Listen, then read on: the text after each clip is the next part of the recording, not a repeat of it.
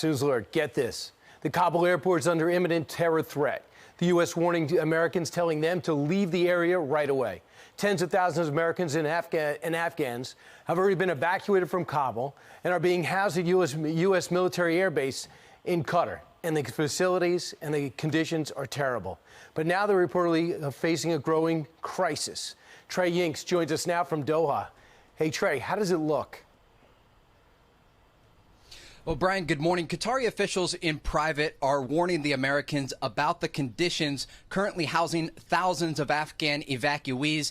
Things like water and food shortages, major concerns to the Biden administration. Now, the White House says they are aware of these issues and they're being improved as we speak.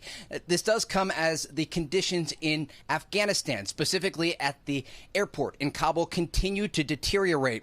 Due to security threats outside the gates, Kabul's airport has been basically closed right now. The U.S. State Department now telling Americans to shelter in place and not come to the airfield.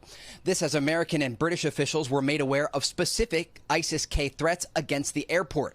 No further details were provided, though the timing could not have come at a worse moment.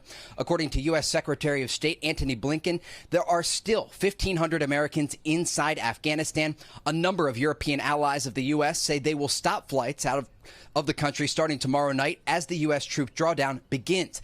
Yesterday, scenes outside the airport showed thousands of people still waiting to be evacuated, wading through sewage and climbing over walls to try and get inside.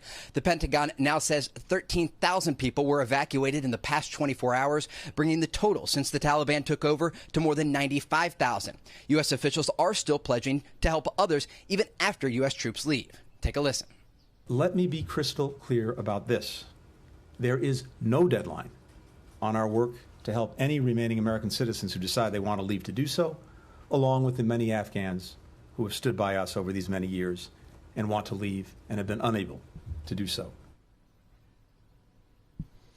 The Secretary of State had a lot of words about the situation on the ground in Afghanistan, but provided no plan about how the United States will help Americans who are still stranded there after the deadline expires. Brian?